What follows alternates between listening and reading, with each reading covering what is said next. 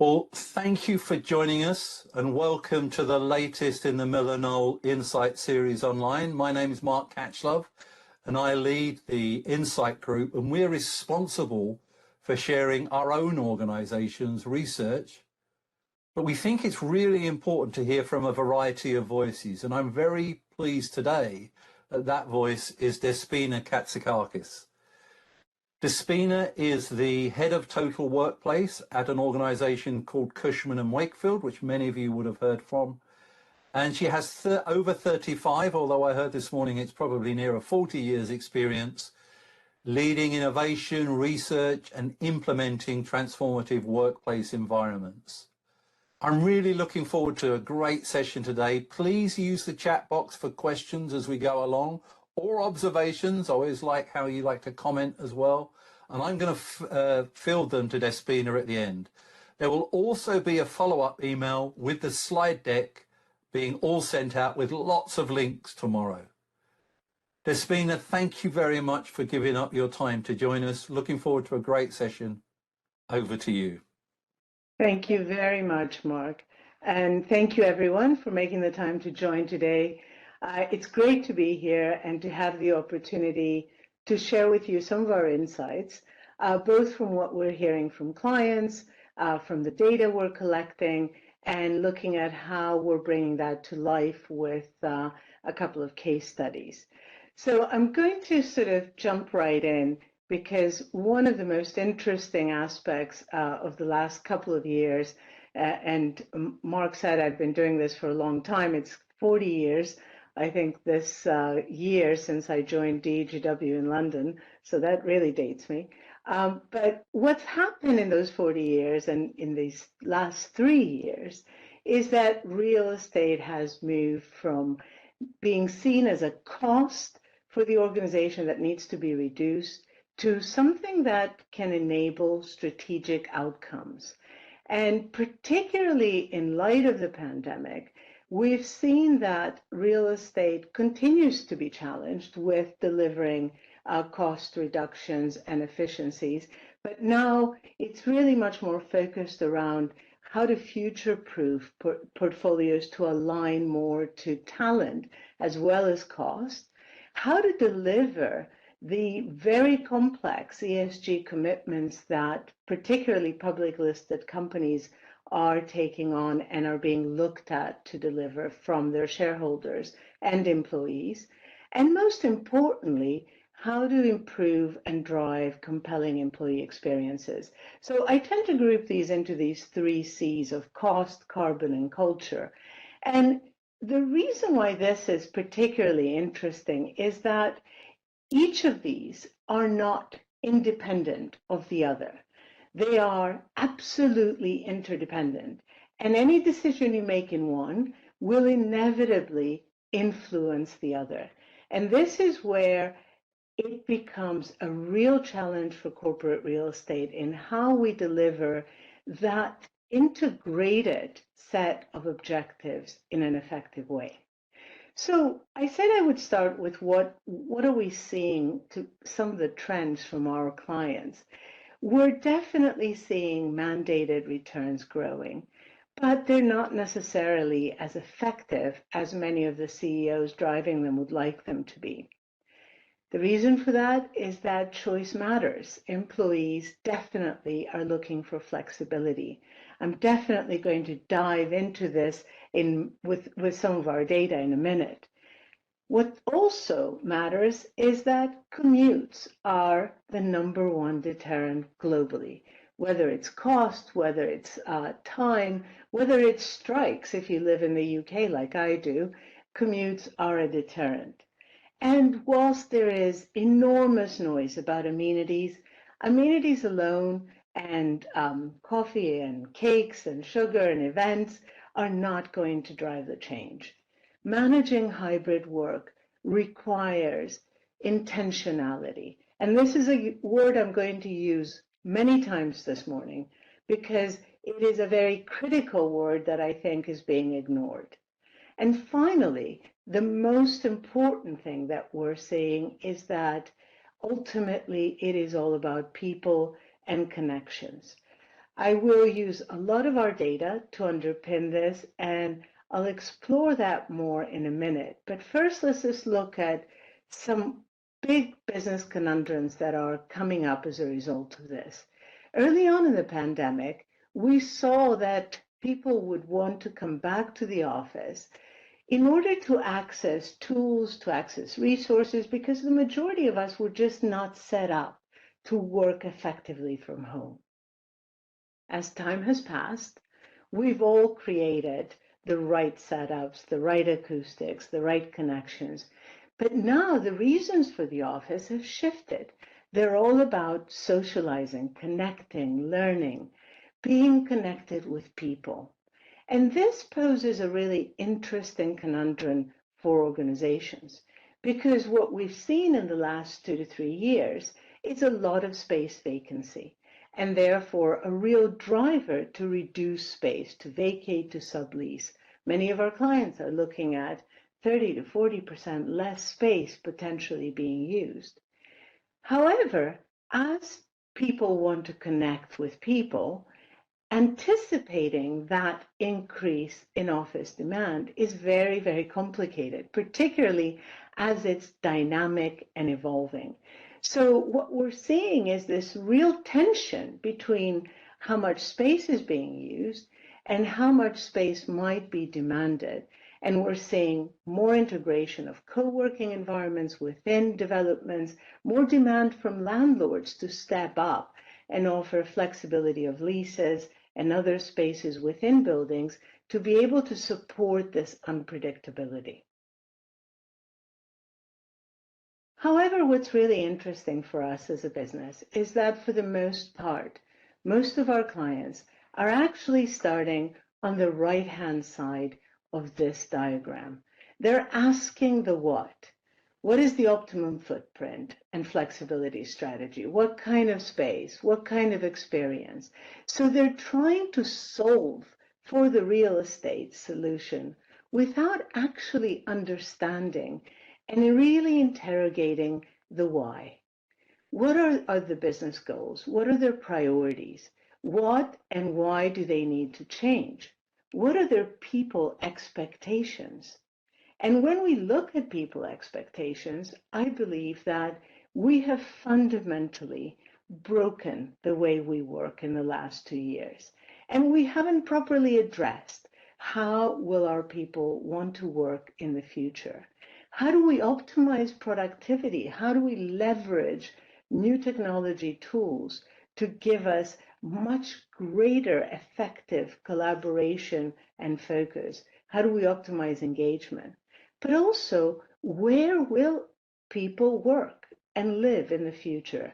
How do we locate operations to optimize talent attraction, retention, and also tap into remote global talent to give us the best cost to quality ratios?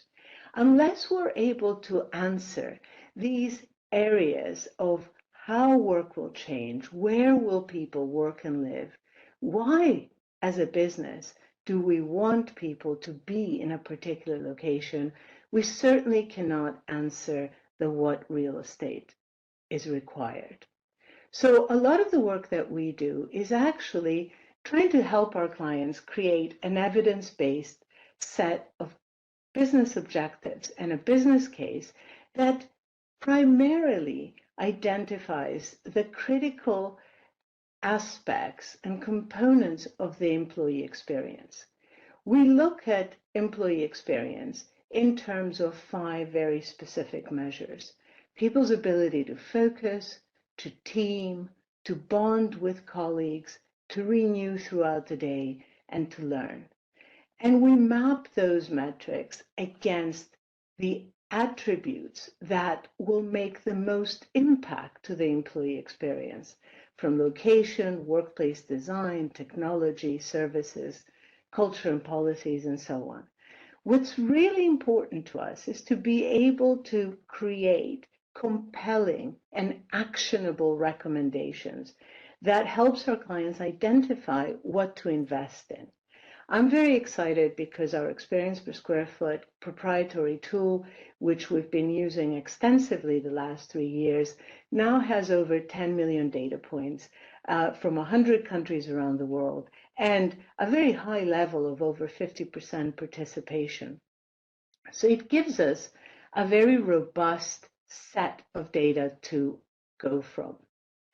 I'm also very excited because today I want to use our data to begin to challenge some myths.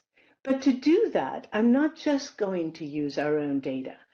I had the pleasure a couple of months ago to meet Brian Elliott from Slack, who's been leading the Future Forum research for the last couple of years.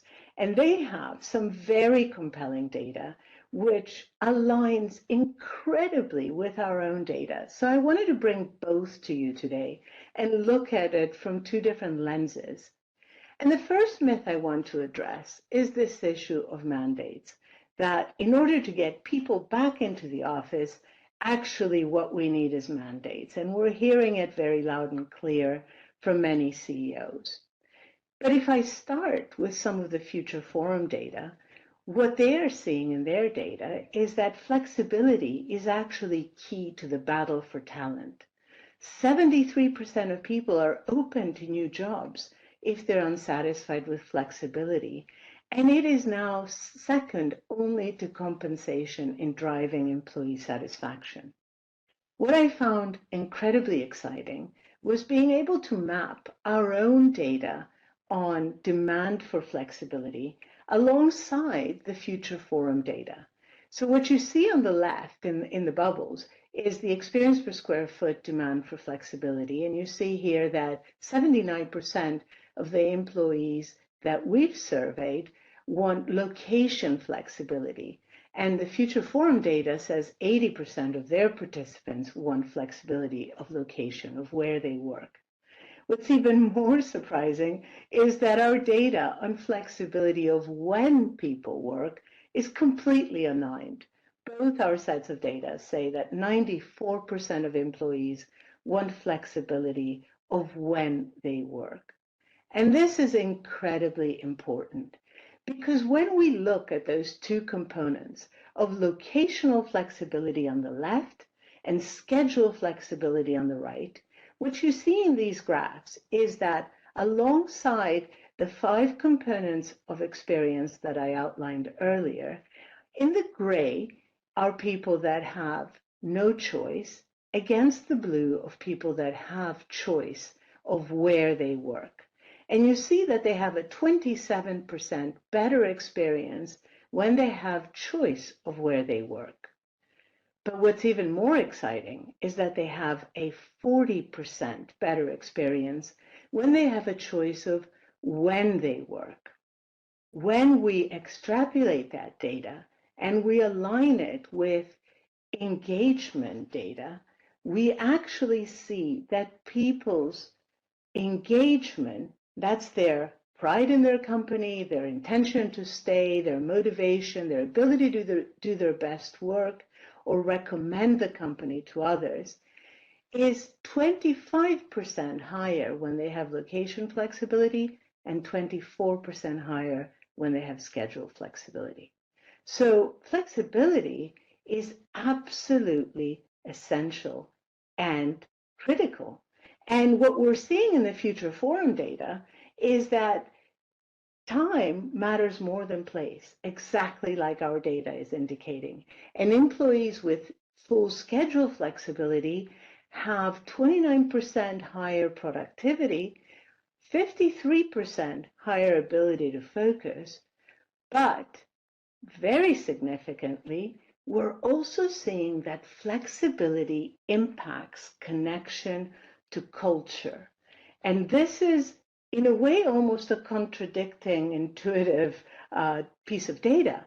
But what I love about this piece of data is that the Future Forum data says that remote and hybrid workers are 52% more likely to say their company culture has improved if they are flexible, right? So flexibility is the number one factor behind that improvement. that is incredibly compelling and powerful data. So it must be a key consideration. The second myth I want to address is that we hear time and time again that hybrid working has improved well-being, but productivity is actually dropping. So let's just look at that in terms of our data to begin with. What you see here in these different color bars is the dark blue bar on the far left is our data pre-pandemic, then 2020, 2021, and 2022. And in this case, when we look at productivity and maintaining productivity, we're looking at two factors: the ability to do individual focused work and planned collaboration. And surprisingly, we're seeing the numbers being absolutely consistent every year on year. Personal connection to colleagues, not surprising, dropped in 2020, but it's actually rebounding. The data that's most disturbing is that whilst those elements are working, they come at a cost, and our well-being is deteriorating year on year. Now, when I first looked at the Future Forum data, it actually looks at executive well-being and sentiment, which we did not pull out in our data specifically in this instance, but they're indicating a 20% decline in work-life balance of executives between 21 and 22, 40% worse rating for stress and anxiety, and a 15% decline in satisfaction with the work environment. Even more disturbing is mapping that against global data in terms of burnout rates.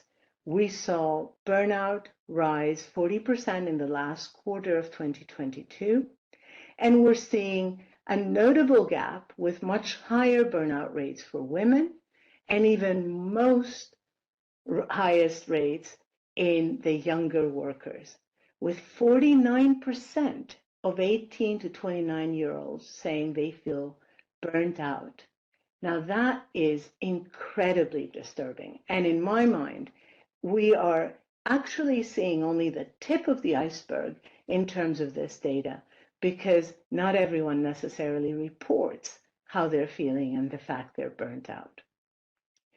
Now, in this context, this next piece of data really surprised us.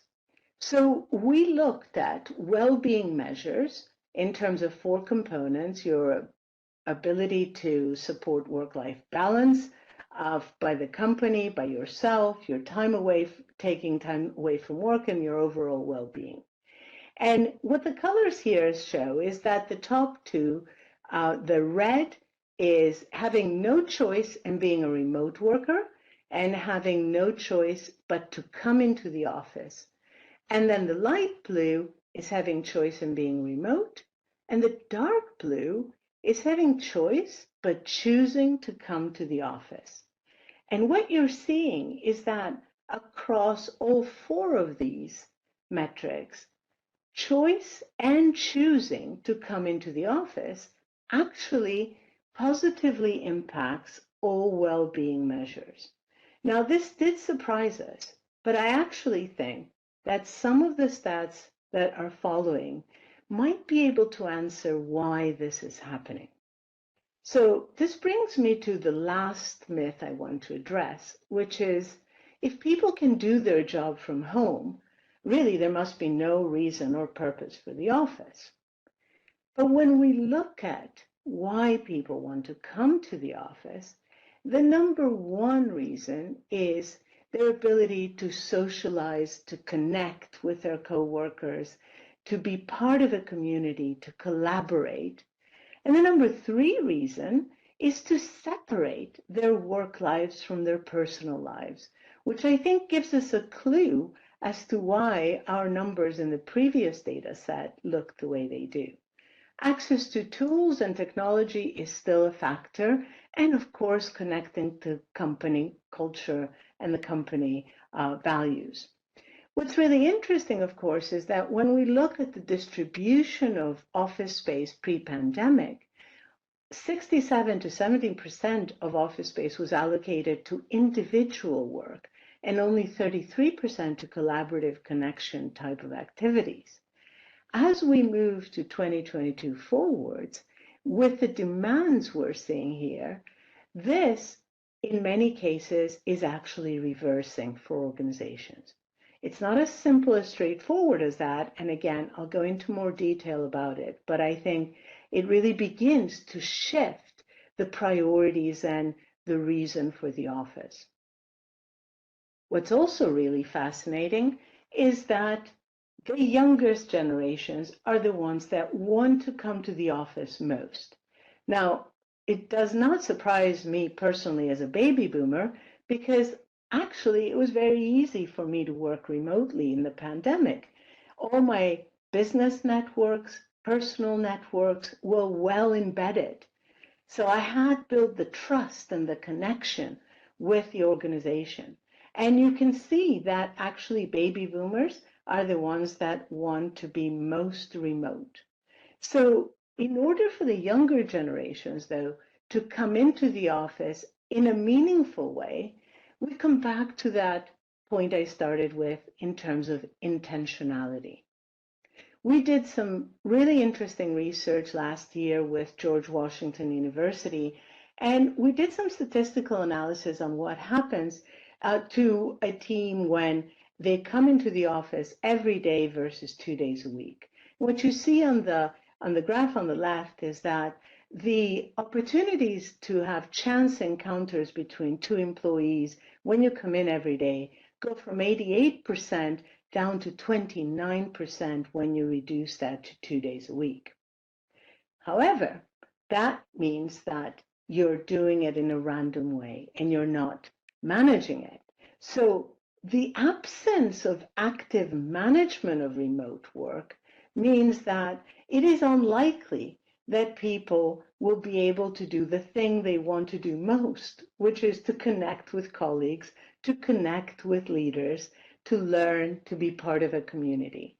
So that intentionality becomes absolutely critical. And I think this is where it is really important to think about the outcomes that our clients are trying to deliver, which tend to fall into, employee retention and attraction, adaptability and flexibility of space, and cost savings, and help them understand that in order to achieve those desired outcomes, they require active actions and management. So in order to benefit from a hybrid work practice, this requires significant change management, significant change in the beliefs and the behaviors of managers in order to make that work. In order to provide flexibility and the right amenities and services, you really need the strategy to align to repurposing of the space. And in order to drive cost savings, it's not as simple as reducing the amount of space in your portfolio, but it is very important to align it to where you're going to have the most ability to tap into the optimum talent, to leverage both cost savings and labor arbitrage costs to give you the optimum solution. So it is not a straightforward, simple answer. Now, when we look at what we do with the space, which is one of the most important questions that we're being asked, it's really interesting that when we use regression analysis with our data sets, we see this one word and one important feeling coming up time and time again. Feeling inspired is the top driving attribute of all employee engagement outcomes. And it actually drives 4 out of 5 of our workplace experience outcomes. So this idea of inspiration, which I personally love as a word and as a designer as a challenge, is really, really important. Yet only 56% of people feel inspired in the current work environment. And in fairness, we all know inspiration does not just come from space. Again, CRE in some ways is being set up to fail if we don't hold the mirror back to management and say inspiration comes from behaviors, from actions of managers, from connecting with people, as well as the experiences we have within the environment. The environment itself, of course, needs to adapt. We need to embrace the idea that work will no longer happen in a single location. It will happen across an ecosystem of locations that will include the home, the office, and third places. And the office itself will need to require a new ecosystem of activity-based environments that support a variety of group-type activities, a variety of amenities and features that are always linked to technology and enabling that hybrid connection, but also a variety of work settings that acknowledges that whilst we do want to come in and be with people, we also need quiet thinking time.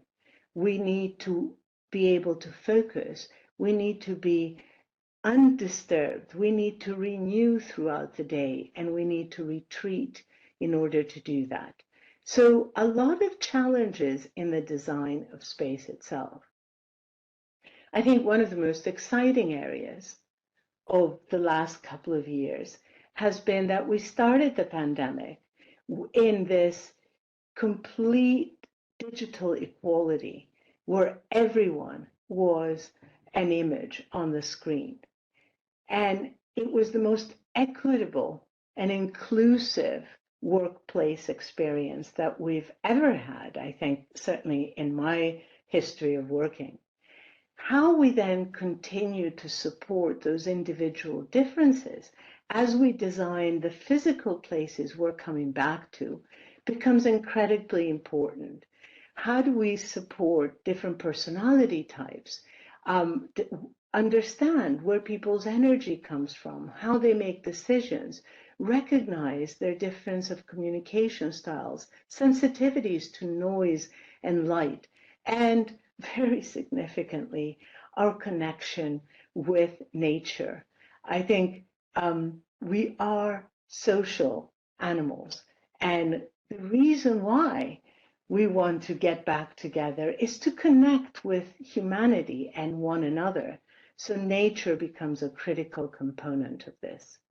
Building community is not just important for the whole organization. It is absolutely essential for early stage professionals who are just starting out their career, who can build lifelong friendships in the business, who actually can learn and be mentored by leaders. I think there was a wonderful piece of data that Gartner had many years ago that people that have a close friend at work are several times less likely to leave their jobs. And those connections are absolutely critical.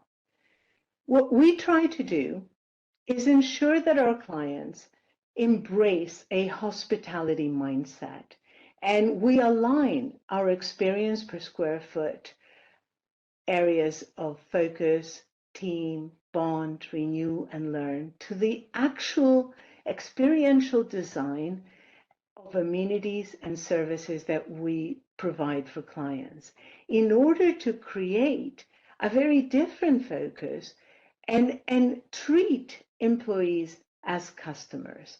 I think this requires very much training facility managers in a completely different way. But it also requires a very important link between space and technology. I am absolutely excited about the evolution of technology in the last 3 years. And I was saying earlier today that it is, for me, the fundamental game changer in how work happens. And what we see in this future forum data is that digital investments really deliver results, and employees who work for companies they describe as early adapters of technology have 59% higher productivity scores, 2 times higher greater sense of belonging, and 54% less burnout. Now, what I find fascinating is that very, very few of our clients really have embraced this. When I ask clients, how much are they using asynchronous collaboration to differentiate the intentionality of how they come into their office spaces, they often look at me blankly.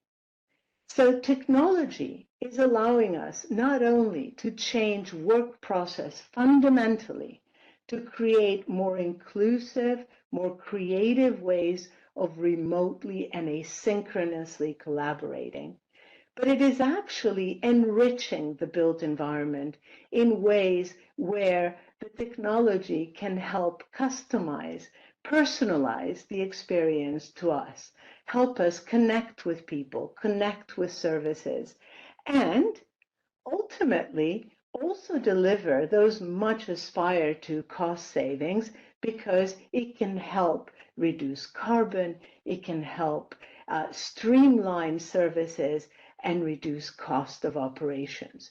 So bringing smart technologies into the workplace is probably the biggest stride we need to make alongside behavioral change. And by the way, the two are completely linked because the number one thing I hear from clients is we've invested an enormous amount of technology, but our leaders are using new technologies in old ways. So changing behaviors and leveraging technology is critical. But there's also another bigger issue. As an industry, we've always thought about space as a project. We've always looked at real estate as a project. We brief it, we design it, we build it, people occupy it, and we operate it.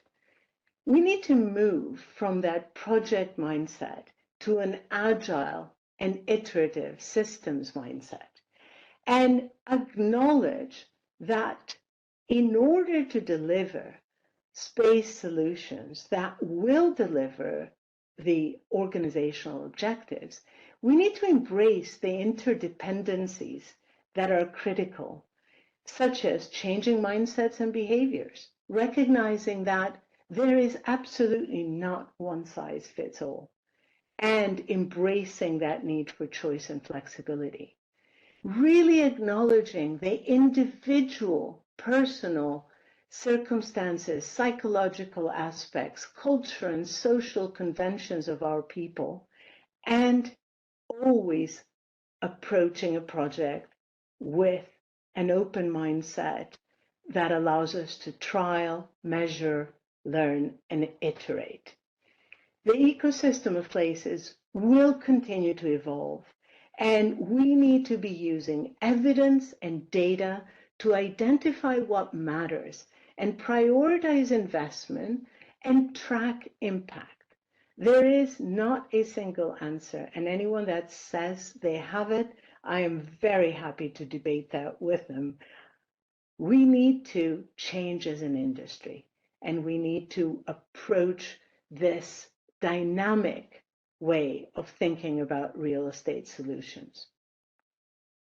So I want to finish with a case study on how we've been using some of our data with one of our clients. This is HP, and we actually put in place for HP an evidence-driven strategy and implementation to ensure that they can invest in the things that matter. And what you see in this wheel is actually the full continuous cycle of defining the objectives we want to measure, evaluating current state, predicting which factors are likely to deliver success, investing in those areas, tracking, iterating, and then redefining. So this continuous process. The scale of this project, this was undertaken last year. It involved over 30,000 employees across 43 global locations, and it was rolled out in 9 languages to ensure that we had a good response rate, and we had a 52% response rate to the surveys. We really wanted to understand, first of all, how often were people planning to come to the office and why? What would drive them to come to the office or work from home? And what were those workplace features that actually mattered most to them?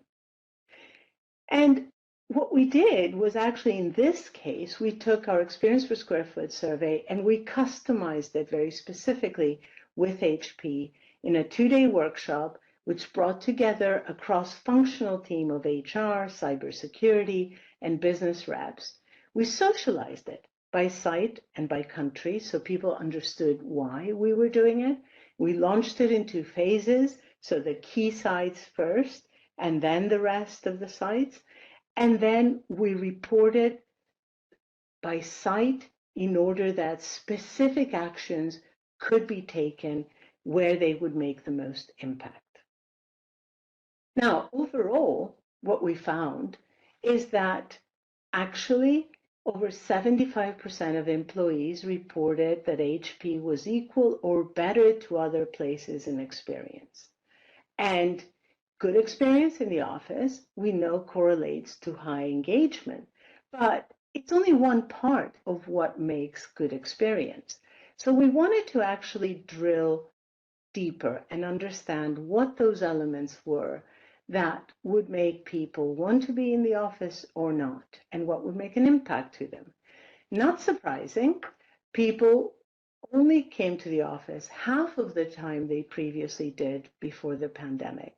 So 70% of people would come to the office every day, and now around 35% of people come to the office. As I earlier said with our data, the HP data was very aligned. The reason people want to come to the office is to see other people. And the reason why they don't want to come to the office is because of long commutes. What was really interesting, though, was that unlike all of the noise that we're hearing about amenities and services and events, the really critical aspects for HP employees was technology connectivity. Having access to the right technology and the right connectivity was seen as the critical drivers to come into the office.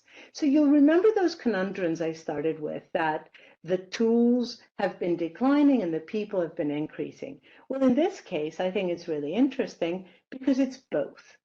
And what this says to me is that unless you get the basics right and the technology is working, and you do make the commute and you can't connect to technology, you don't have the right acoustics, you don't have the right kit, there's not much point in coming back to the office.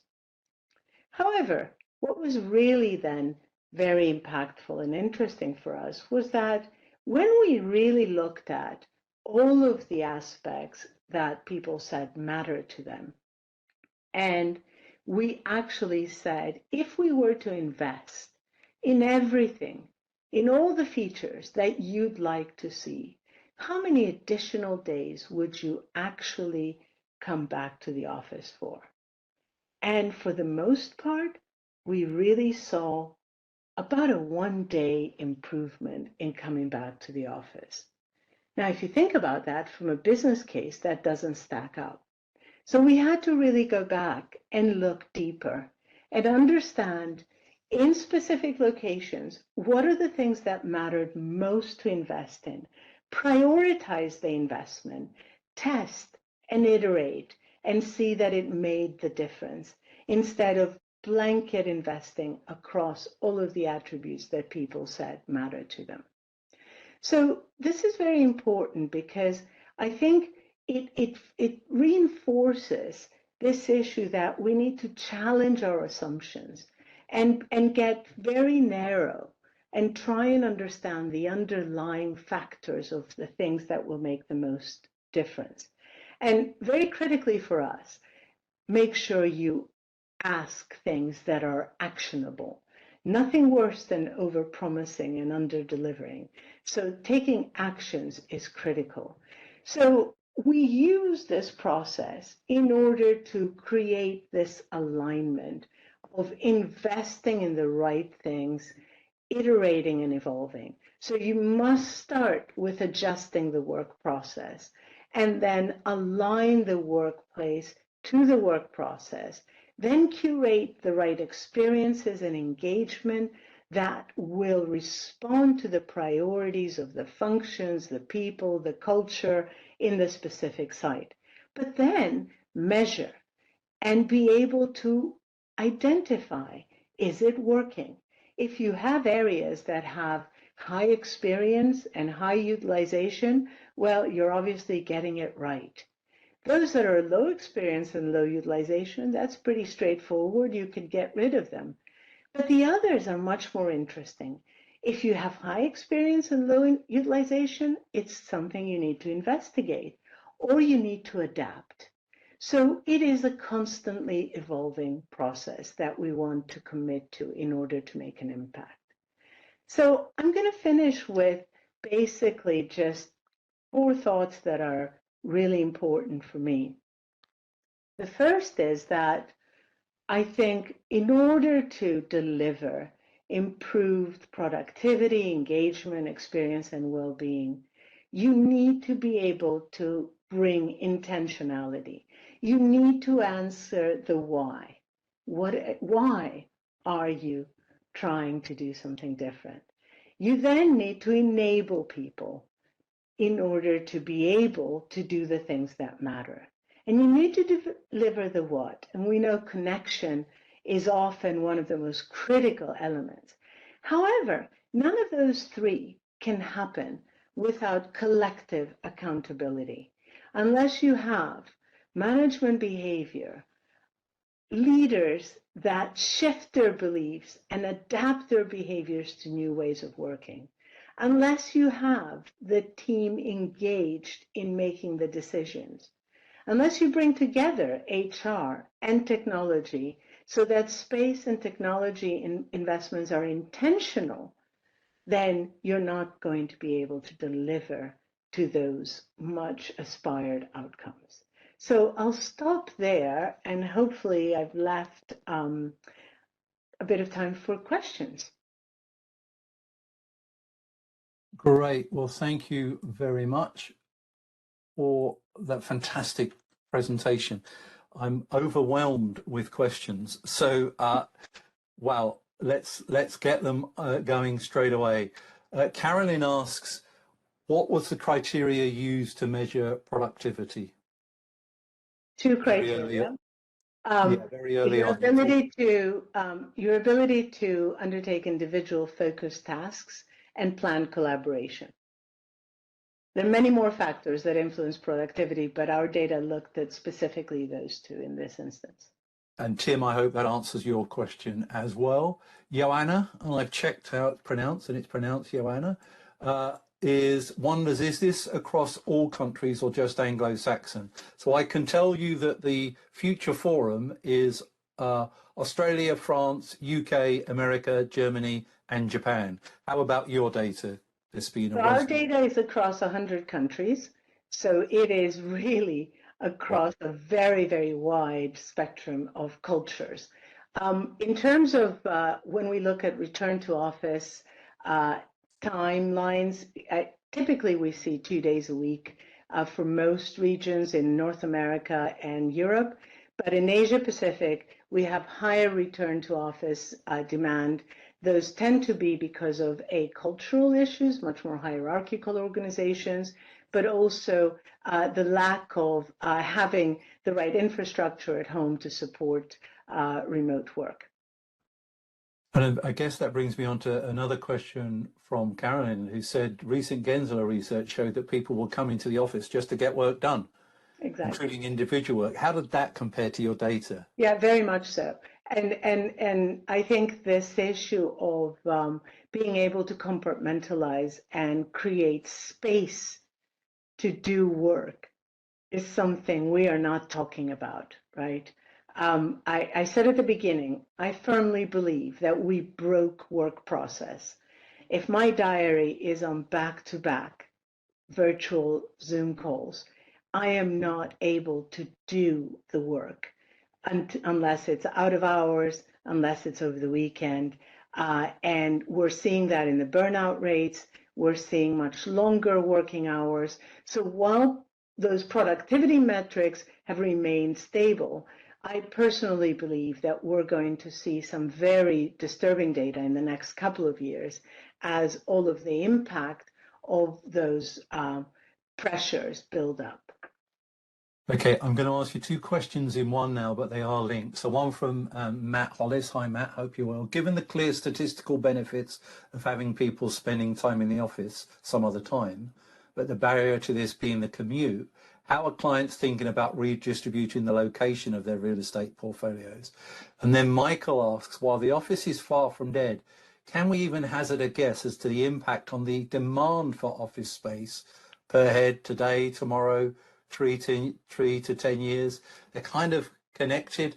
And then he also talks about your thoughts on the wheel and spoke idea, which a couple of other people have mentioned as well. Okay, so wow, that's a lot of questions in one, Mark, can I just say? It's not just one and two. But let's start with this issue of the commute, because I think there's a bigger issue around talent.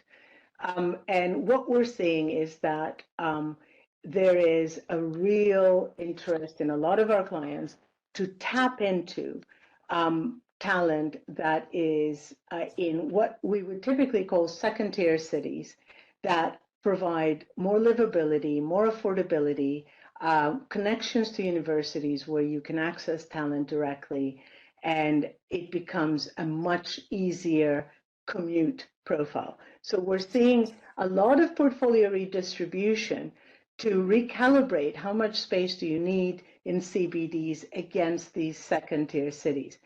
This, of course, has a lot to do with location, right? This is an argument that stands in the US, it stands up in Europe, and in parts of Asia. But I was in Australia last week, and it doesn't stand there because you really don't have second-tier cities. You only have major CBDs. So I think it has to be very locationally specific, which comes to answering the second question. I don't remember who asked it, but I will say there is not one answer. I've said it several times, and I'm going to say it again. And if as an industry, we do not stop trying to figure out the answer, all we're doing is shooting ourselves in the foot and setting up our clients to fail. Great. Thank you very much. Ultimately, there could be a limited real estate locations, or there will be no point going into the office. And then it might be neutral co-working spaces where you're not really connecting with colleagues. That's an observation, but I think I'd love you to comment on that. Yeah, absolutely. And actually, one of our clients in Asia, one of the large banks, did a big partnership with a co-working provider to try and test that. And they found very little take-up because of exactly that. Because you actually do not want to just go somewhere to be connected with random people. You want to go somewhere and be connected with your colleagues, with your managers, with the organization.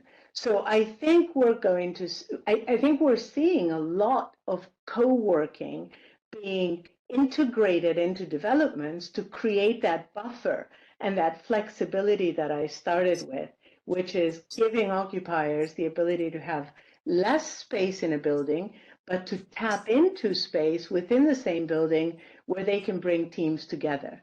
And that's more likely than the simply distributed approach. Thank you. And Jolene asked the question, I also wonder how companies that are supporting hybrid work but wanting to reduce their portfolio are handling the discussions about dedicated versus assigned workstations. I'm sure you're involved with some clients going through that. Yeah, and boy, it makes me so depressed, seriously. You know, I come on. The computer, the personal computer was invented in 1991, right? We are ready. Technology left the building in 1991, and we're still talking about assigning space to individuals. It is completely not connected to how work has changed. Yes, individuals need to have access to the appropriate space to do the functional tasks they need to do when they're in the office. But do they need that space to be assigned to them? If I go back to the why, if anyone can tell me why in a compelling way, I would absolutely love to hear it, because I've worked with clients since 1992 to implement flexible working policies. So the fact we're having this conversation today is shocking to me. And I will add one piece of data, which for me is probably the most important piece of data that we've collected, which is that when we first published our 2020 experience per square foot data, 90% of people said they felt trusted by their managers to work remotely, which was the number one inhibitor to being able to work flexibly. So it doesn't make sense from a cost point of view. It doesn't make sense from a culture point of view. There is no compelling why, in my point of view, to be having that discussion. And I'm happy to come and talk to whoever your client is and tell them that. Great, thank you. Craig, thank you for your question. What about third spaces, Despina? Do you see these evolving beyond the coffee shop? And is there any opportunities there for the real estate businesses to provide them? Absolutely. So I think third spaces are incredibly interesting. Again, something that we've seen evolve over the last few years. What I see very critically is that the opportunity is to blend asset classes. So there are enormous overlaps between hospitality spaces and workspaces. There's enormous overlaps between multifamily residential and workspaces. So I think, again, as an industry, the real estate industry and investors have a tremendous opportunity to look across asset classes, to take lessons learned and create inspiring environments that blend work, live, play in a third place solution. Great, thank you. That hospitality thing is quite interesting. A colleague of mine who's on at the moment, Michelle Osman, is doing a talk about that later on this year. So that whole kind of hospitality experience. And she agrees with you, Despina. We think about design as a set of hypotheses, which means that as a new information about performance is discovered, we adjust and update that design. But perfection is not the goal. Rather, the ability to change is the underpinning to success. And I love that. I think that's... I love that quote. That's brilliant, Mark. Thank you. Great. Yeah. Great. Tabitha raises an interesting question. I work hybrid between two offices, on the road and my home office. But I find that those employees in positions where their jobs do not allow them to work outside the office have animosity to those who have flexible schedules. Have you ever had to handle that kind of what could be a potentially hostile environment? Yeah, it's actually a very interesting point. I'll give you an example of something that goes back many, many years to show you that this is not something new. So I was doing a project in the 90s called the 2020 Vision for the BBC. And at that time, we were using flexible working space at DHW. I hadn't had a desk in 10 years.